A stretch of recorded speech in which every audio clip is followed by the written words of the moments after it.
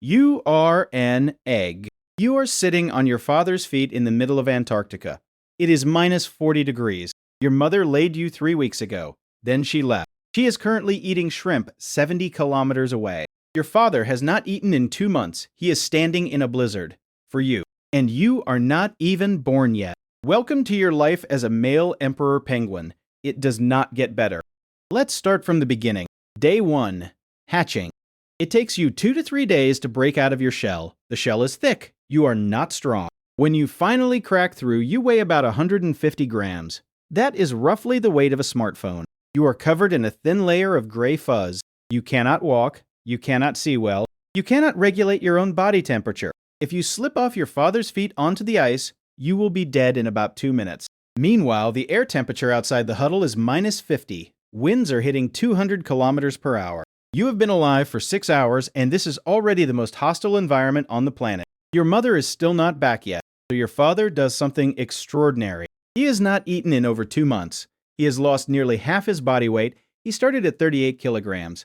He is now closer to 18. But from a gland in his throat, he produces a curd-like substance, crop milk, 59% protein. He regurgitates it into your mouth. It is disgusting. It keeps you alive. Only 3 types of birds on Earth can make crop milk: pigeons, flamingos, and your father, who is literally starving himself to feed you. He can keep this up for maybe 2 weeks.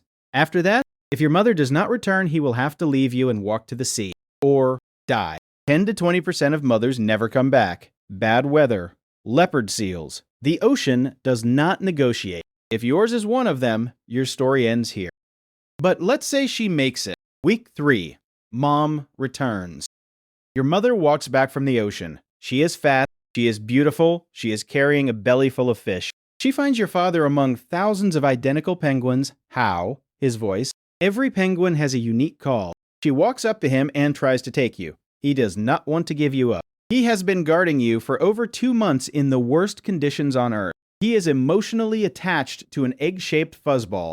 Eventually, she convinces him. He shuffles you onto her feet, then he walks away. Slowly, very slowly, because he has not used his legs properly in 9 weeks, and he weighs half of what he used to. He has a 70-kilometer walk ahead of him, to the sea, to food, to survival. Some fathers do not make it. Their bodies simply quit. They collapse on the ice and never get up. But yours does. And now your parents take turns. One feeds you. The other walks to the ocean and back. This is your life now. Being regurgitated on by alternating parents. Week 7. Growing up. You are getting bigger. Your gray fuzz is thicker. You can sort of walk.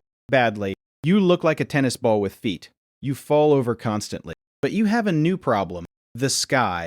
Giant petrels. Wingspan of 2 meters. They patrol the colony looking for chicks exactly your size. They are responsible for up to 1/3 of all chick deaths in some colonies. They do not hunt weak chicks. They hunt any chick alone. Then there are skuas. They work in pairs. One distracts the adult. The other grabs the chick. You are a slow, fluffy, defenseless ball of protein standing on a flat white surface with 0 cover. You are a buffet. Your one defense? Stay close to the adults. If you wander, you die. It is that simple. Week 10. The creche. About 50 days after hatching, both your parents need to hunt at the same time. The ocean is too far for one to stay behind. So they leave you with the other chicks. Hundreds of you, packed together in a giant group called a creche. Think of it as penguin daycare. Except there are no adults in charge. Just a few hundred confused chicks huddling for warmth. The chicks on the outside of the creche are the most vulnerable. They get cold first. They get hunted first. The chicks in the center are warmest and safest, so everyone pushes toward the middle. If you are small or weak, you get shoved to the edge, and the petrels are watching. Penguin daycare is survival of the fattest. Month 5. The molt. You are almost as big as your parents now. 5 months old, about 30 kilograms. Your gray baby fuzz starts falling out. Underneath, sleek black and white waterproof feathers are growing in. Your parents have stopped feeding you completely. You are on your own now. The sea ice is starting to break up. December. Antarctic summer. It is the warmest it will ever get. Minus 10. Congratulations. You need to walk to the ocean alone. And you have never seen water before. You have never swum. You do not know how to catch fish. You do not know what a leopard seal looks like. And in about 10 minutes, you are going to find out. Your first swim. You reach the ice edge. You hesitate. The water is black and cold and infinite. Another chick jumps in first, then another. You follow. Turns out you can swim. Instinct takes over. Your flippers work.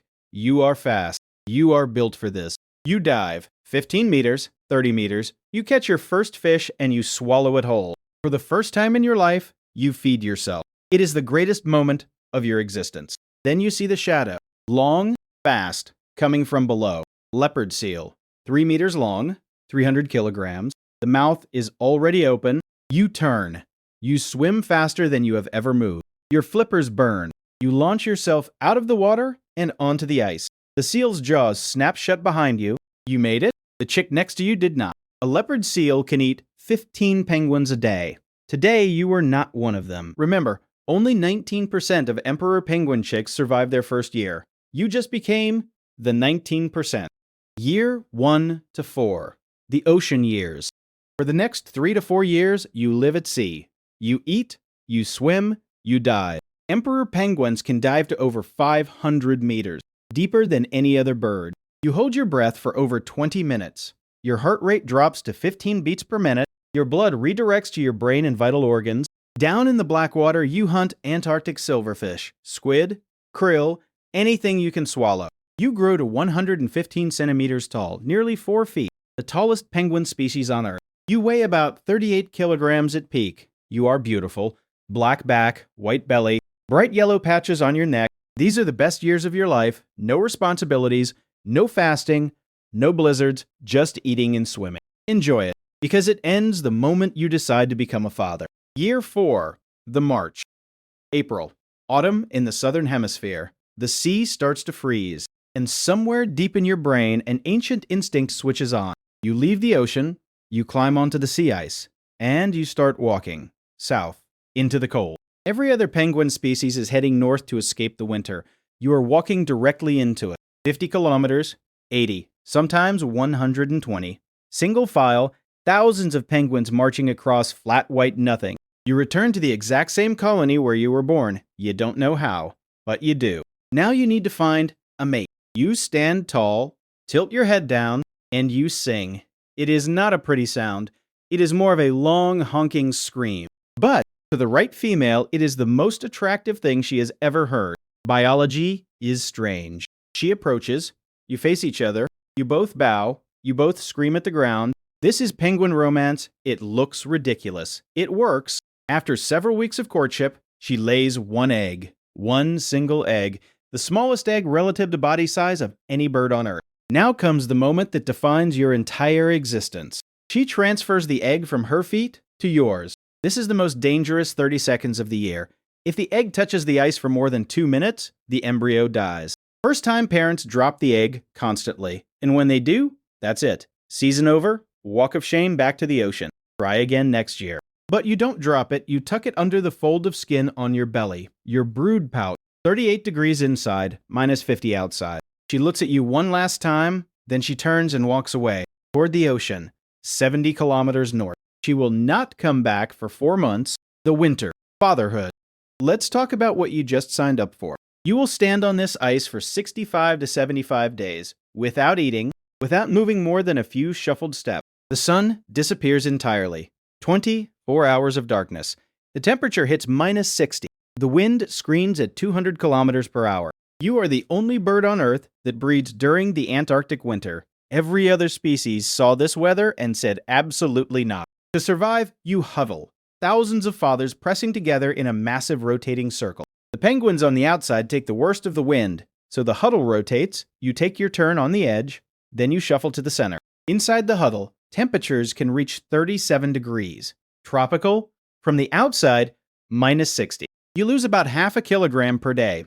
Your body burns its fat reserves. Then it starts burning muscle. By the time this is over, you will have lost 20 kilograms, almost half your body weight. You will finish looking like a sock puppet. And through all of it, you balance one egg on your feet, in the dark, in the wind, for over 2 months. Because that's what dads do. The egg hatches. Your chick is alive. 150 grams of gray fuzz with a screaming mouth. Your wife is not back yet, so you produce crop milk from your starving body and feed your baby. You can do this for maybe 2 weeks. After that, your body has nothing left. If If she comes back, you hand over the chick and you walk north, barely alive, starving, but alive. If she doesn't come back, you face a choice no parent should ever face. Leave the chick and save yourself, or stay and die together. Most fathers leave, not because they want to, because biology forces them. The survival instinct overrides everything. The chick dies within hours, alone on the ice. Year 5 to 20, the loop. But let's say it all works out. Your wife returns, your chick survives, you make it to the ocean, you eat for months, you rebuild your body, summer passes.